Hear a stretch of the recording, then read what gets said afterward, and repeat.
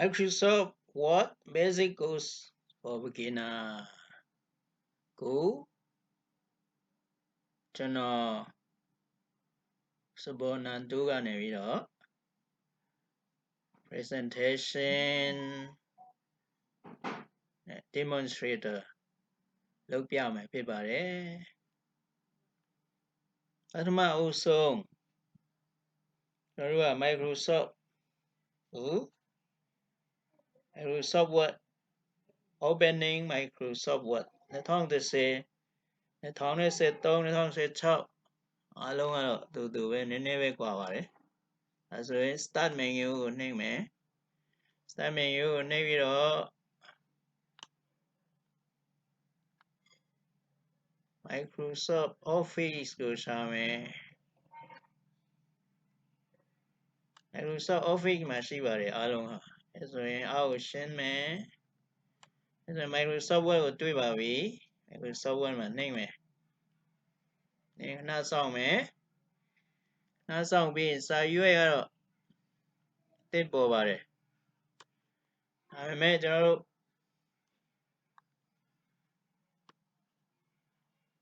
ဒါတွေကို menu bar လို့ခေါ်ပါတယ်ဒါတွေကို menu လို့ခေါ်တယ်အဲဒါတွေကတော့ standard toolbars လို့ခေါ်တယ် tools တွေကိုစုဆောင်းထားတယ် home insert page layout reference mailing review view add in စသဖြင့်ရှိပါတယ်ဒါဆိုရင်ပထမဦးဆုံးကျွန်တော်စာရွက်အသစ်ကိုအရင်ယူမယ်ဒီကောင်ကတော့ငကူကနေရှိတယ်ဘာမှမရှိတဲ့အချိန်မှာအသစ်တစ်ခုယူမယ်ဆိုရင်ဘယ်ကိုယူမလဲဆိုတော့ file မှာနှိပ်မယ် file ကနေ new မှာနှိပ်မယ် new မှာနှိပ်ပြီး blank document ဒီမှာ number 2 create new blank paper ဆိုတော့ကျွန်တော်က create လုပ်မယ် blank paper ကိုနှိပ်မယ်ပြီးရင် create မှာတစ်ချက်ထပ်နှိပ်မယ်အဲဆိုရင် paper ရပါပြီအရန်ကြီးတယ်ဆိုရင်ဒီကောင်ကိုနည်းနည်းငယ်လုပ်မယ်making margin and selecting paper size for example A4 တို့မဟုတ် letter စသည်ဖြင့်ကျွန်တော်တို့ကယူမှာဖြစ်ပါတယ်အဲဆိုတော့ကျွန်တော်တို့ကဘာစာရွက်ကိုသုံးမလဲ print ထုတ်တဲ့အချိန်မှာ letter လားဒါမှမဟုတ် A4 သုံးမလားအဲဆိုကျွန်တော် A4 ပဲသုံးတာများပါတယ်မြန်မာပြည်မှာကျတော့ဒါပေမဲ့တခြားနိုင်ငံမှာကျတော့ letter လေးသုံးရင်သုံးမှာပေါ့အမေရိကန်တို့ဘာလို့ဆိုရင်အဲဆိုကျွန်တော်တို့က margin ချိန်မယ် margin ချိန်မှုအတွက်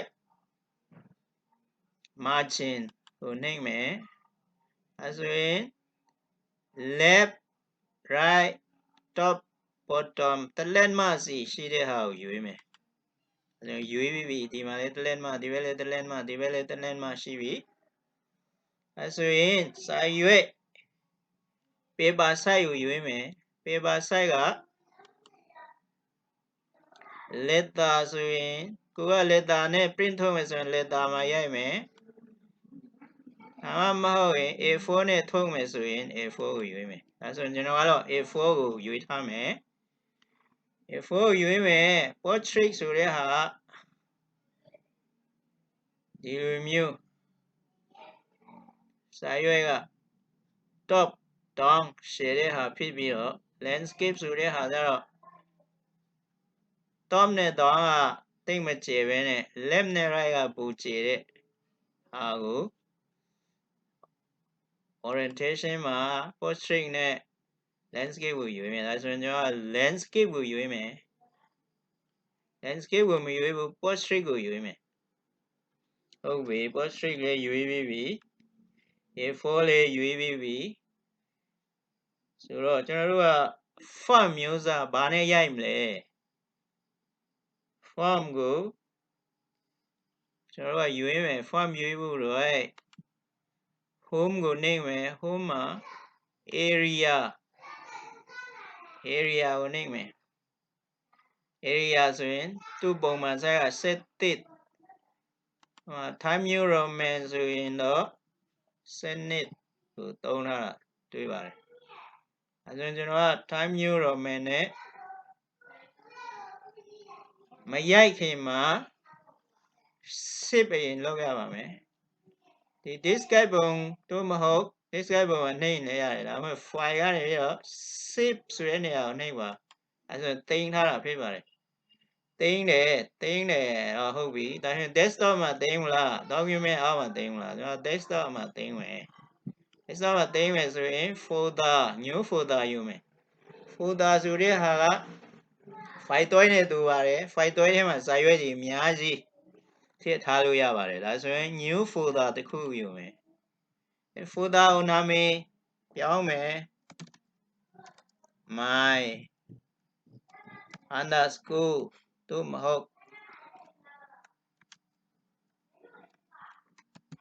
my file ပဲခေါ်လဲရတယ်ဒါဆိုရင်အဲ့ဒီမှာရှိပြီးသားဖြစ်မယ် my ဒါဆိုရင်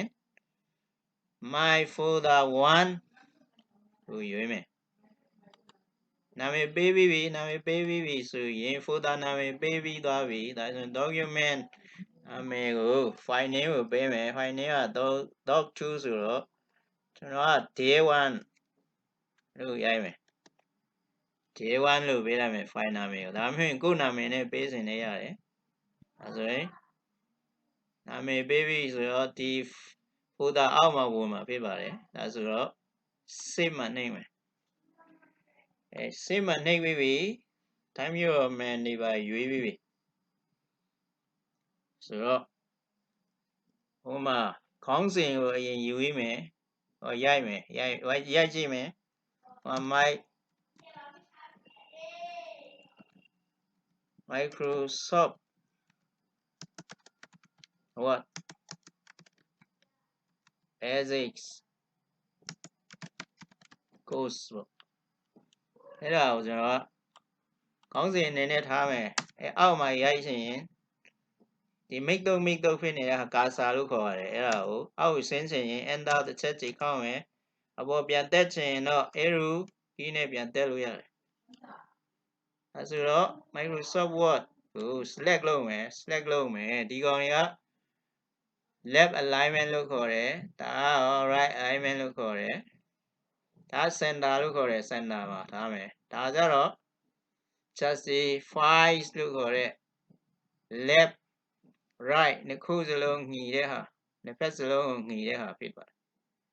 အဲစာအပြည့်ရေးမယ်ဆိုရင်ဒီကောင်နဲ့လှပါတယ်စာမများရင်တော့မလှပါဘူးဒါဆိုရင်ကျွန်တော် center ရွေးမယ်ခေါင်းစဉ်ဖြစ်တဲ့အတွက်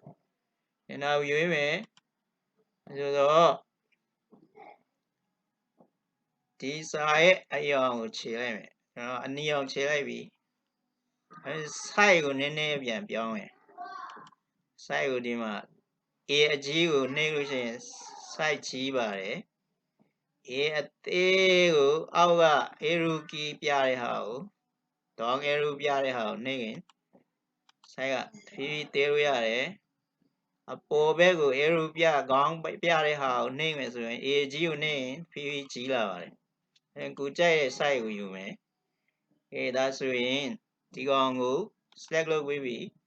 ကျွန်တော်တို့ဘူးဆိုတဲ့ဟာလုပ်မယ်ဘူးဆိုတာငကိုထက်ပိုပြီးမင်းအောင်လုပ်တာပိုပြီးထူအောင်လုပ်တာဖြစ်တယ်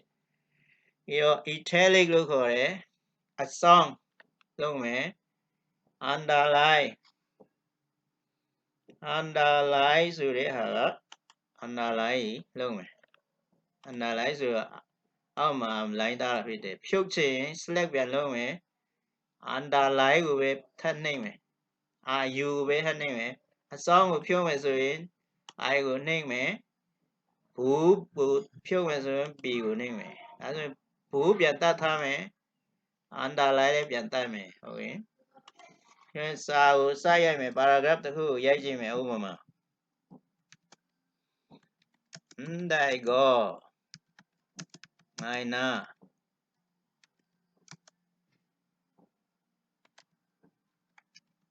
song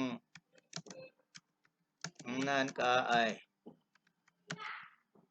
ก็เรဆိုတော့ကျွန်တော်ကမရေးစင်ဘူးအောက်ဆင်းစင် enter ခေါက်မယ်အပေါ်တက်စင်ကာစာကိုအပေါ်ထားပြီးတော့ delete key တစ်ချက်နှိပ်မယ် ဒါဆိုရင်ဒီဘက်ကိုကစားထားမယ်ကစားထားမယ် speed ကိုနှစ်ချက်နှိမ့်မယ်ဒါဆိုရင်ဒါ copy ကိုမယ် select လုပ်မယ် copy မှာနှိမ့်မယ်ပြီးရင်ကိုကထားရင်တဲ့နေရာမှာကစားချမယ်ပြီးတော့ right click နှိမ့်မယ်ပြီး A တို့မဟုတ်ဒီသုံးခုတည်းကကြိုက်တာနှိမ့်မယ် A ကိုယူမယ် okay နောက်တစ်ချက်နှိမ့်မယ် copy ကိုမယ်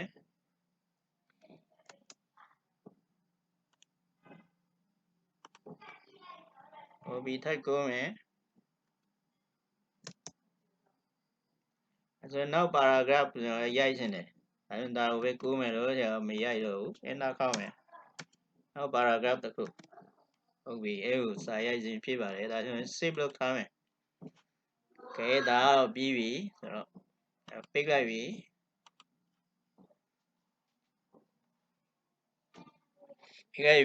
အဲဆိုတော့အခုကရိုက်ပြီးသားအစာကိုခေါ်မယ်ကျွန်တော်တော့မရိုက်ချင်လို့ရိုက်ပြီးသားကိုခေါ်မယ်အဲဆိုရင်ကျွန်တော်ဘယ်မှာထည့်ထားတယ် desktop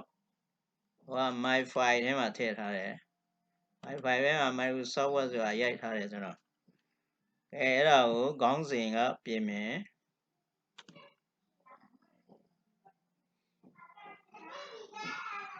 ခေါင်းစဉ်ကိုတော့ပြောတဲ့အတိုင်းပဲကြီးနဲ့ပဲလူစဉ် keyboard ကနေပြီးတော့ cap lock ကိုဖွင့်ထားမယ်ရိုက်ပြီးပြီဆိုရင် cap lock ကိုပဲထပ်နှိပ်မယ်ဆိုရင် cap lock ကိုပိတ်လို့ရှိရင်အသေးပဲဖြစ်ပါတယ်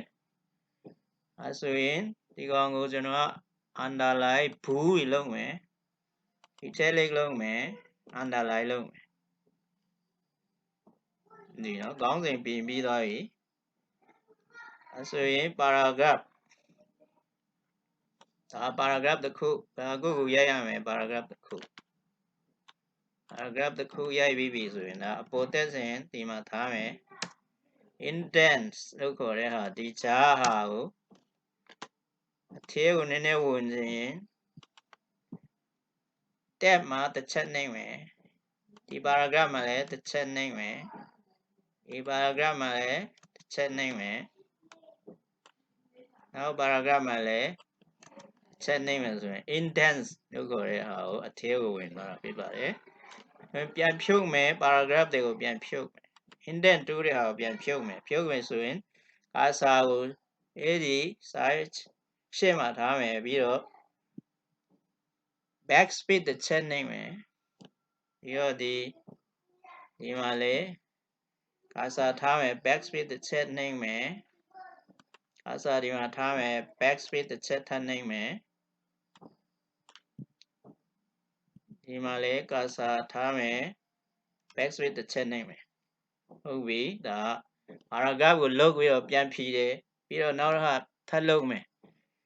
ကဲအဲ့ဒါပြီးပြီဆိုတော့ column လုတ်မယ်ဥပမာ font မျိုးစားလေးယူပြီးသွားပြီဆိုတော့ဒီမှာလည်းထပ်ယူလို့ရပါတယ် font မျိုးစားကိုရွေးကြည့်မယ် area တို့မဟုတ်ဒီပုံစံရွေးရင်ကိုကြိုက်တာရွေးလို့ရတယ်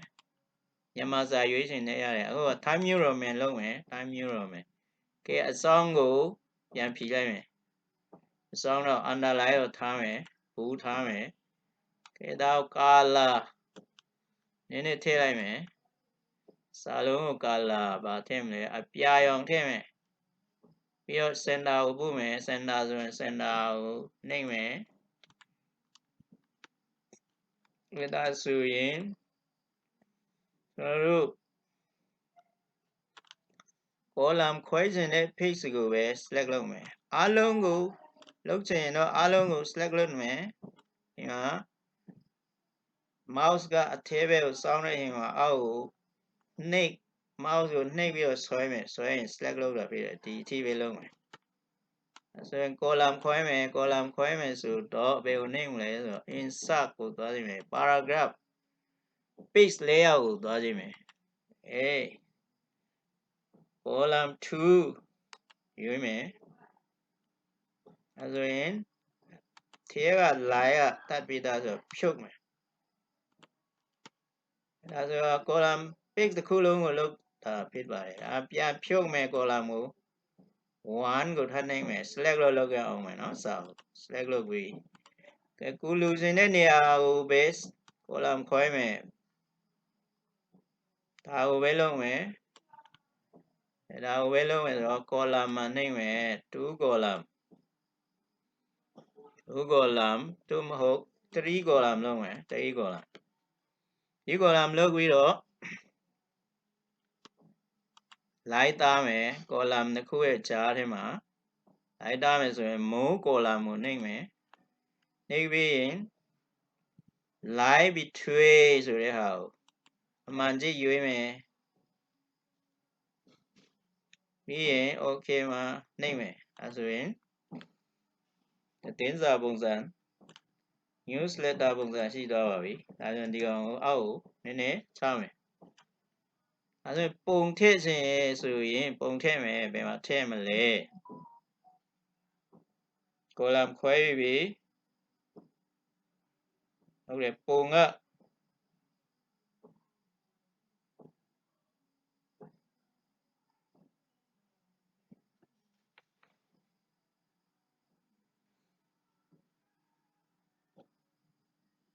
violet ကိုရင်ရွေးမယ်အဲကျွန်တော်ထည့်ပြီးသားကိုဖြုတ်မယ်ဆိုရင် select လုပ်မယ်ခုထည့်ထားရင်လည်းစာကိုတူလေးတွေရရဲ့အချက်လေးတွေကို bullet တို့မဟုတ် numbering လို့ခေါ်တဲ့ဟာကိုတတ်မယ်အဲဆိုတော့ဘယ်ကိုသွားမလဲဆိုတော့ insert ဘယ်မဟုတ် home မှာသွားမယ်အဲဆိုတော့ number ကိုဖြုတ်မယ်ဆိုရင်နာကိုနှိပ်မယ်ပြီးရင် bullet ကိုလည်းဖြုတ်မယ် bullet လို့ခေါ်တဲ့ဟာကို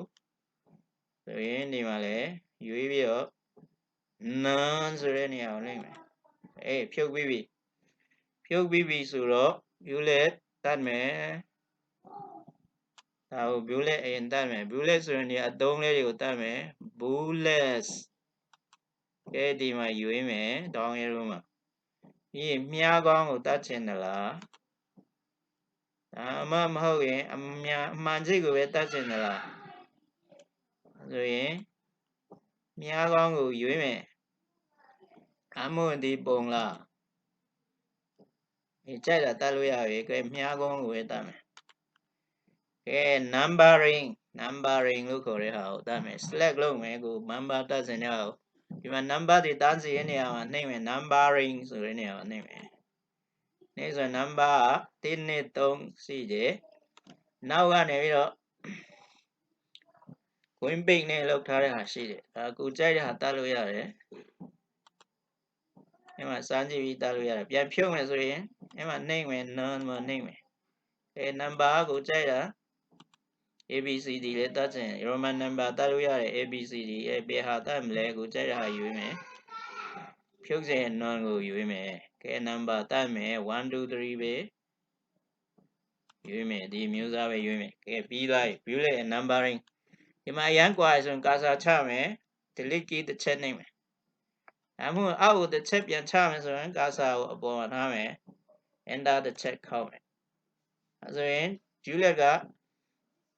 လွတ်လပ်တဲ့နေရာမှာတစ်ခုရှိနေဒါဆိုရင် backspace တစ်ချက်ပြန်ခောက်မယ်အဲဆိုရင်ဖြတ်သွားပါပြီကဲဒါဆိုတော့သတင်းစာပုံစံဖြစ်သွားပြီစာပုံစံမဲဆိုရင်ဒါကို select လုပ်ပြီးတော့ဒီ column တွေကိုထပ်ဖြုတ်ချင်ကြတယ်အခုကတော့ဒီအောင်ပြီးသွားပြီဆိုတော့ bullet လည်းထည့်ပြီးဆိုတော့ border တို့က border ဆိုတဲ့နေရာမှာ fixed border ရဲ့အခုရှိတယ်အဲဆိုရင် fixed border တတ်မယ်အဲဆိုတော့ဒီမှာ line ကြီး bottom border ဆိုတဲ့နေရာမှာနှိပ်မယ်နှိပ်လို့ဆိုရင်အောက်ဆုံးမှာ border and setting ဆိုတာရှိတယ်တခြားနေရာနဲ့လည်းတွားလို့ရတယ်ဒါဆိုရင်အခုကတော့ဒီကနေပဲနှိပ်မယ် borders and setting ကိုနှိပ်မယ်နှိပ်ပြီးဆိုရင် fixed border ကိုတတ်မယ် fixed border ဆိုတာ fix တစ်ခုလုံးကိုတတ်တာဖြစ်တယ်ဒါဆိုတော့ line မျိုးစားကိုယူရမယ်ဘယ်ဟာလဲကိုကြိုက်တာ line 2ယူရမလားမဟုတ်ရင်3 line ယူရမလား2 line ယူရမလားဒါဆိုတော့ကျွန်တော်ကအပြင်ကထူပြီးတော့အထဲကပိန်တဲ့ဟာယူရမယ်ယူပြီးပြီဒါဆိုရင် okay နှိမ့်မယ်ဒါဆိုရင် fix border ဖြစ်သွားပြီfix border ကို fix တိုင်းမှာပါမှာဖြစ်သွားတယ်ဒါဆိုရင်ပြန်ဖြုတ်ခြင်းနဲ့ဟုတ်ပြီပြန်ဖြုတ်မယ်ဖြုတ်ခြင်းဒီတော့ဒီ4000ကိုင်းနေရှိတဲ့နေရာမှာနှိမ့်မယ်နှိမ့်ပြီးဒီ border ရှိတဲ့နေရာနှိမ့်မယ်အောက်ဆုံး border and setting ကိုနှိမ့်မယ်နှိမ့်ပြီးပြီဆိုရင်သူ့ကိုဖြုတ်ခြင်းဆိုရင်none ကိုနှိမ့်မယ်ဒါဆိုရင်ပြုတ်သွားပြီဒါဆိုရင်ပြန်တတ်မယ်ကဲ borders and setting ကိုသွားပြီ fix borders ကိုရွေးမယ်ရွေးပြီးပြီကိုကြိုက်တဲ့ border အယောင်ပါတဲ့ဟာ 3D ပုံစံလားမွန်လိုက်ကိုကြိုက်တာရွေးမယ်3ခုရွေးမယ်ဒီခါကဲရွေးပြီကဲ border ဒီကောင်ယူမယ်ကဲနောက်တစ်ခုစာကိုပဲ border တတ်မယ်အဲဆိုရင်ဒီစာကို select လုပ်မယ်ကို border တတ်စင်တဲ့ဟာကိုဒါကိုပဲကျွန်တော် border လုပ်မယ်ဆိုရင်ကျွန်တော်နေရာပဲထပ်သွားမယ် borders and setting ကိုသွားမယ်သူက fix မဟုတ်တဲ့အတွက် borders ကိုပဲရွေးမယ် borders ကိုပဲရွေးပြီးအချိန်မှာ line ကိုကြိုက်တာရွေးမယ်2 line မင်းရွေးမလား3 line မင်းရွေးမလားအထူပဲရွေးမလားဒါကိုယ့်သဘောဖြစ်ပါတယ်အဲဆိုရင် box အရေးပါတဲ့ဟာ3ခုပါတဲ့ဟာကဲဒါဆိုရင် box ပဲရွေးမယ်အရေးပါတဲ့ဟာရွေးမယ်အဲဆိုရင်အရေးပါသွားပြီအဲဆိုရင်ဒါ border ကိုကြိုက်တဲ့ဟာကိုပဲ border ပြန်ဖြုတ်ချင်တို့ select လုပ်မယ် border ပြန်ဖြုတ်မယ်ဆိုရင်ဒီစာကို select လုပ်မယ်ဆိုတော့နေရာကိုသွားမယ်ဒီမှာနှိပ်ပြီ border and setting ကိုသွားမယ်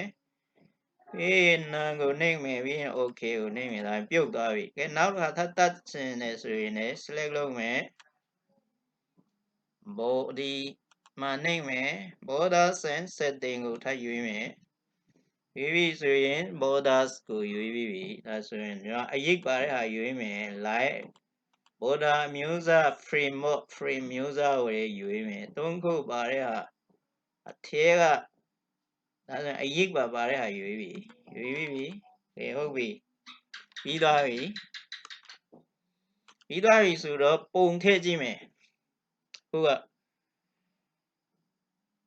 ဘူးလည်းထည့်ပြီး border လုပ်ပြီးပြီအခုကပုံထည့်ကြည့်မယ်ကဲပုံကိုဒီနားမှာထည့်ကြည့်မယ်မွန်ဒီအလဲမှာရှေ့မှာထည့်မှာကဲလိုပုံတစ်ခုထည့်မယ်ဘယ်မှာနှိမ့်မယ် insert ကိုရွေးမယ် picture ဆိုတဲ့ box မှာနှိမ့်မယ်ကိုထည့်ထားတဲ့ပုံကိုရှာမယ်ကျွန်တော်ကဘယ်မှာထည့်ထားသလဲဆိုတော့ desktop ပေါ်က my file ထဲမှာထည့်ထားတယ်man ဆိုတဲ့ဟာကျွန်တော်တငယ်ချင်းရဲ့ပုံဖြစ်ပါကဲဒါကိုရွေးအရန်ကြီးနေဆိုတော့တေးလေးပြန်လုပ်ဖို့လို့ဒီမှာဒီဘက်ဖြစ်ပြန်မှာဖြစ်တောင်းကနေဆိုတော့ပို့ပြီးလွယ်တယ်ဒီမှာမြားကနှစ်ဖက်စလုံးအပေါ်ရယ်အောက်ရယ်ထူးနေတဲ့အချိန်မှာ left click တစ်ချက်နှိပ်မယ်အဲဆိုရင်ဒီလိုပြန်တွန်းမယ်ပုံကနည်းနည်းတဲသွားပြီကဲဆိုတော့ဒီလိုရွေးလဲရတယ်အဲဆိုရင်တွန်းသွားပြီ style ကမလှဘူးဒီဘက်ကနေလည်းဒီလိုလဲလုပ်လို့ရတယ်တေးလေးဖြစ်ကဲတောင်းကနေသွားမယ်ဒီဘက်တောင်းကနေသွားရှင်လည်းရတယ်ဒီလိုဆွဲမယ်ကဲဒါဆိုရင်နည်းနည်းတော့တေးသွားပြီကဲဒါနဲ့တေးအောင်ပြန်လုပ်မယ်ကြီးအောင်လည်းလုပ်လို့ရတယ်တေးအောင်လည်းလုပ်လို့ရတယ်ကဲဒါကိုသူပုံစံကြည့်လို့ကောင်းအောင်ထားမယ်အဲဆိုရင်အလယ်မှာထားမယ်သတင်းစာပေါ့ဥပမာသတင်းစာတို့မဟုတ် newsletter ထားမှာကျွန်တော်ပုံထည့်နေတယ်ပုံလေးထည့်မယ်ကဲထည့်ပြီးပြီဒီပုံကနည်းနည်းကျနေတယ်ဆိုတော့ဒါဆိုရင်ဒီမှာခွေးပုံတွေရှိတယ်ခွေး wrap text လို့ခေါ်တာ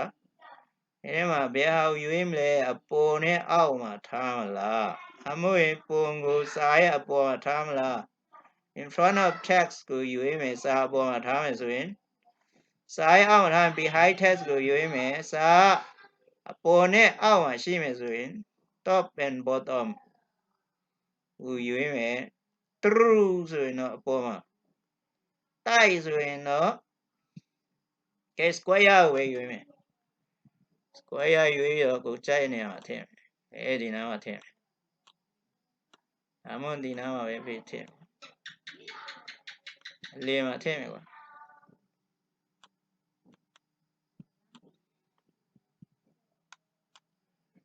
ပုံကိုထည့်ပြီးပြီပုံကိုထည့်ပြီးပုံကို type of border line တွေပြန်ရွေးမယ် frame တွေပြန်ခတ်မယ်ပုံတွေကို frame ခတ်မယ်နော် frame ခတ်မယ်ဆိုရင်ဒီမှာပုံကို select ရင်လုပ်မယ်ဒီမှာလေးဆိုတော့ဒီမှာ format ဆိုတဲ့အောက်မှာဒီပုံစံရွေးစင်တဲ့ပုံရဲ့ frame ကဒီမှာကိုကြိုက်တာရွေးလို့ရတယ်ညာကြိုက်တဲ့ဟာကိုပုံအထူကြီးလို့စင်သလားဒါမှမဟုတ်ဒီမှာရွေးလို့ရတယ်ဒီလိုပုံစံလားဒီလိုပုံစံလားဒီလိုပုံစံလားဒီလိုပုံစံယူရှင်လားဒီလိုမှန်ပုံထဲမှာထည့်မလားဒါမှမဟုတ်ဒီလိုပုံစံလားဒီလိုပုံစံလားကဲထပ်ရှိသေးတယ်ယူရမယ်ဒီလိုပုံစံလားဒီလိုပဲလားဒီလိုပုံစံထည့်ရင်လားဒီလိုပုံစံယူရှင်လားစောင်းလေးလားဒီလိုပုံစံကဲစောင်းလေးနည်းနည်းလေး style ကြလေးပြဖြစ်သွားသလိုထပ်ရှိသေးတယ်ဒီလိုပုံစံရွေးမလားဒီလိုလားဒီလိုရွေးချင်သလားဒီလိုလားစောင်းလေးရွေးချင်သလားဒီလိုပဲရွေးမလားကဲဒီလိုပဲရွေးမလားကဲဒီလို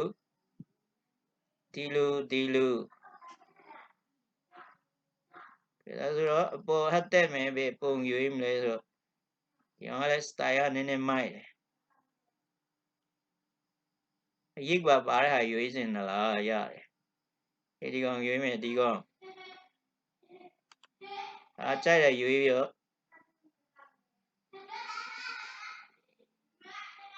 ကိုကြိုက်ပြီဆိုရင်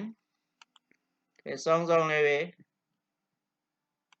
ရွေးမယ်ကွာကဲဒါပဲရွေးမယ်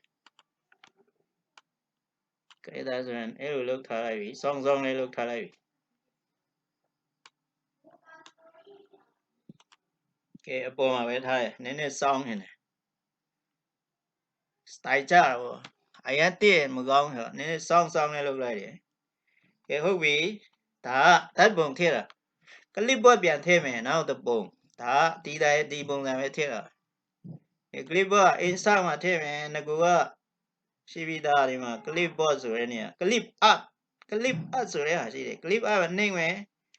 နှိမ့်ရာဘက်မှာ go to တွေပါရှိတယ်ဒီမှာ include ဆိုတဲ့နေရာကိုတစ်ချက်နှိပ်ထားမယ်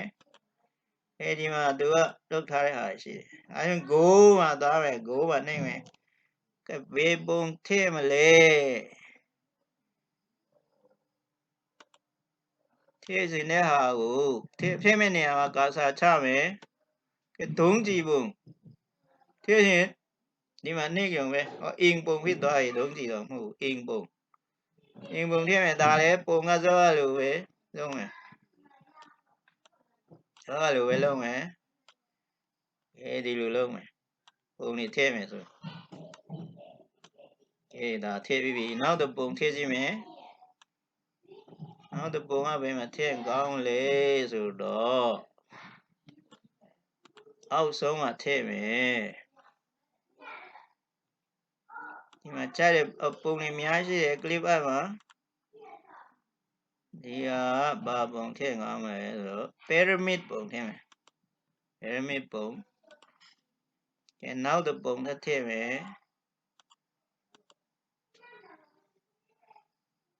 ကားပုံလေးရှိတယ်ကဲဒီပုံထည့်မယ်နောက်တစ်ပုံထည့်မယ်သုံးပုံထည့်လိုက်ပြီဒါလေးပေါင်ခတ်မယ်ဆိုရင်ဒီတိုင်းပဲဒီပေါင်လေးခတ်ချင်ရတယ်ကိုကြိုက်တဲ့ပုံကိုခတ်မယ်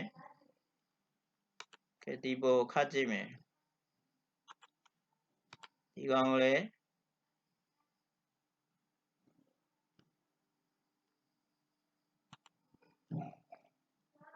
ဒီပုံစံခတ်မယ်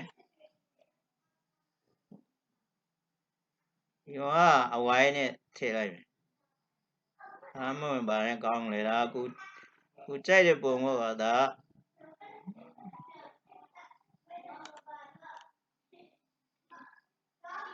ကဲမန်ပေါင်းထဲမှာထည့်လိုက်မယ်ဒါသိမကောင်းဒီကောင်ပဲပိုကောင်းတော့ဒါပဲလားကဲပေါင်းအထူကြီးနဲ့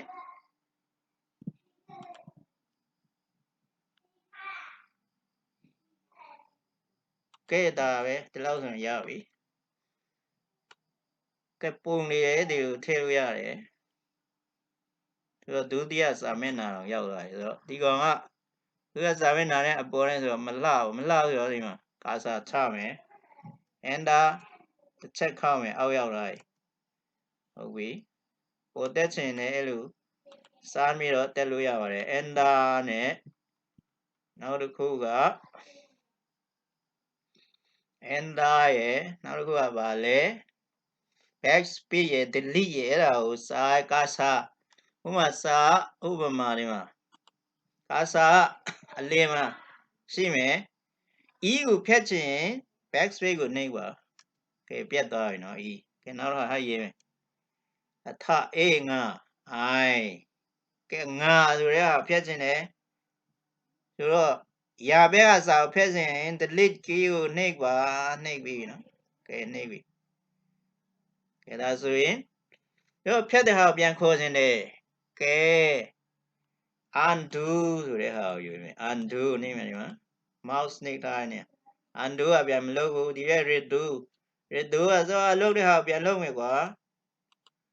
ကဲပြတ်သွားပြီကဲ undo ကွာငကူနေရာမှာထားမယ်ကဲငကူစာကိုကဲရပြီအဲ့လောက်ဆိုရင်ရပြီနော်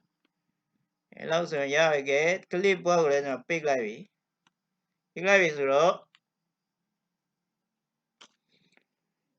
နောက်တစ်ခုလူတွေတဲ့ဒါထည့်ပြီး picture ထည့်ပြီး header ဆိုတဲ့ဟာထည့်မယ် header အမှန်ကဘောင်ခတ်တဲ့ချိန်ကျတော့တိတ်မလှတယ်လို့ပဲဒါဆိုမဲ့ထည့်ကြည့်မယ်ဘယ်ကသွားမလဲ insert menu နဲ့ standard to hard ဒီမှာ list ဒီနေရာကိုထည့်မလဲပေါ့နော် header ကို line တတ်မယ်ဒီမှာသုံးနေရာရှိတဲ့ဟာကိုယူရမယ်ဒါမှမဟုတ် underline တစ်ခါလေးပါတဲ့ဟာယူရမယ်ပေါ့ header ကဲ underline တစ်ခါလေးပါတဲ့ယူရမယ်အဲဆိုရင်ရိုက်မယ် header ကိုရိုက်မယ်ကျွန်တော်ကချင်လိုပဲရမယ်မဟုတ်ဘူးအင်္ဂလိပ်လိုရိုက်မယ် this is Microsoft Word ဟုတ်ပြီMicrosoft Word ပဲအလယ်မှာထားပြီဟုတ်ပြီကဲ footer ဆိုတဲ့ဟာ footer ကိုနှိပ်ချင်တယ်ဆိုရင်တခါတည်းဆိုတော့ header နှိပ်ရင်လည်းတခါတည်း footer ကိုလည်းသွားလို့ရတယ်ဒါပေမဲ့ footer ကိုပဲတက်သွားရင်ဆိုရင်ဆိုတော့ insert ဒီမှာ footer ဆိုတဲ့ tools မှာနှိပ်မယ်ဆိုရင်အောက်မှာ line ပါတဲ့ဟာ line ကကိုယ်တိုင်မသားရင်ပါပြီးသားကိုယူမယ်ပါပြီးသားယူမယ်ဆိုရင်ဒီဘက်က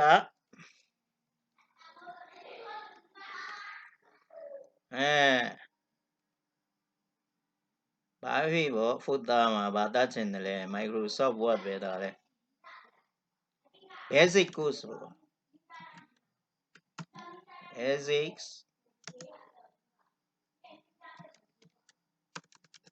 basic course လို့ရိုက်မယ်ကဲရိုက်ပြီ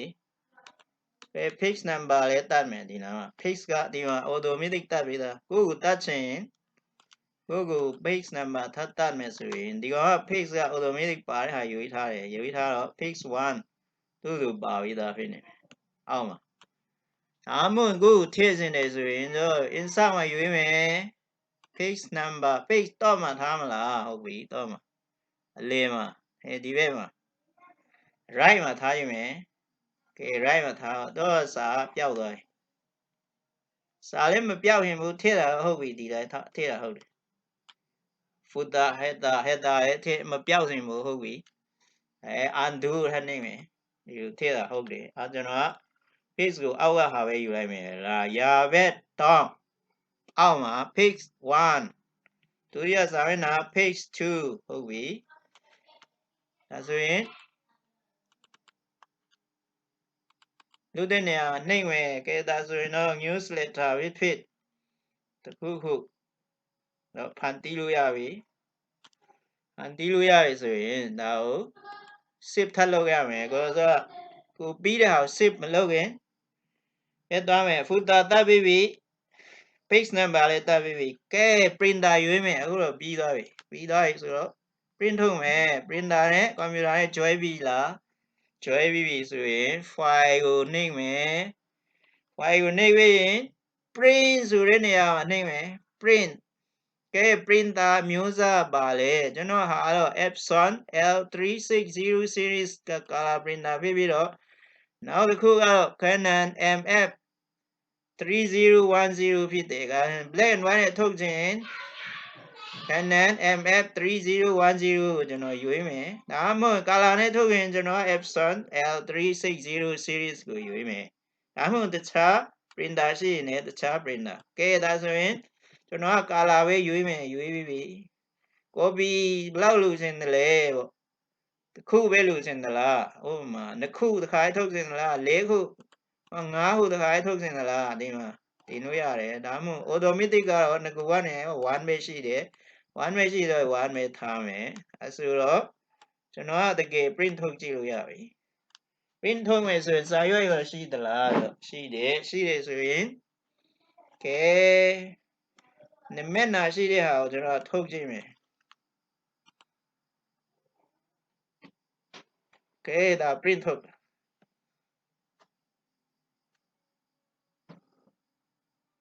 printer ကောင်းရင်ကဲထွက်ပြီးပြီ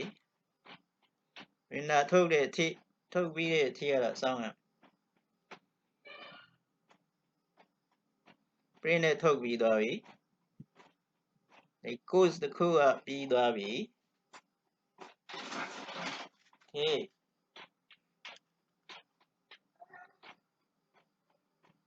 print နဲ့ထုတ်ပြီးပြီဆိုတော့ပြီးသွားပြီအဲ့လောက်ဆိုရင်ရပြီပေါ့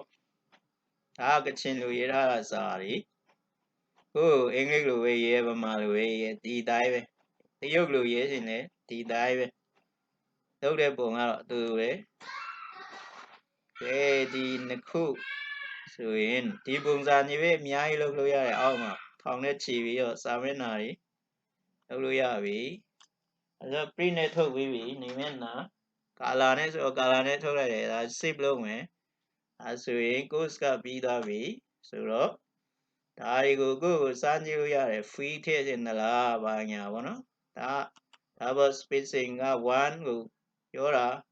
2ဆိုရင်2 double spacing လို့ခေါ်တယ်1 0.1 ဆိုရင် single spacing လို့ခေါ်တယ်လား select လုပ်ပြီးမှကိုယ်ကိုရွေးရမယ်စာကွာဝေးကိုကြည့်ပြီးတော့spacing လို့ခေါ်ရတယ်ကဲ numbering နဲ့ထည့်ပြီး number ဟိုဟာကိုယ်စာမျက်နှာကြီးမှာထည့်ရတာကိုယ်ဒီလိုထည့်လို့ရပါတယ်ဒီလိုလေထည့်လို့ရတယ်ဒီမှာလည်းထည့်စဉ်2ပေါ့အဲလိုထည့်လို့ရတယ်ဒါဆိုရင်ဖြတ်မယ်ထည့်တော့ဘူး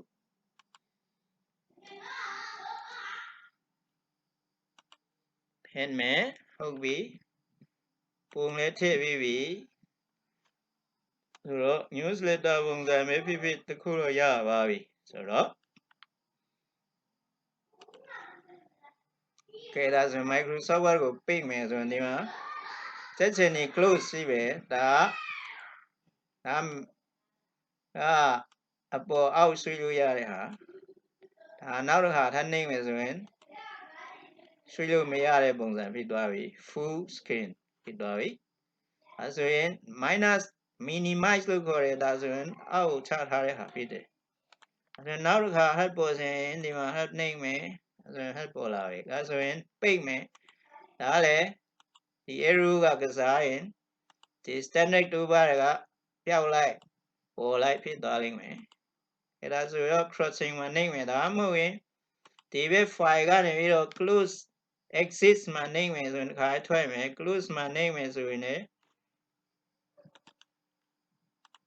nói mẹ close mà name mẹ rồi sao bên nào thôi mẹ đi chết khăn mà name mẹ là mua exit đi về exit mà name mẹ đi về chết khăn mà name rồi khu luôn thôi đó bị rồi bị đó bị đi nào được khám áပြန်တွေ့သေးတာပေါ့ကျေးဇူးတင်ပါတယ်စပေါ်နန်တူဖြစ်ပါတယ်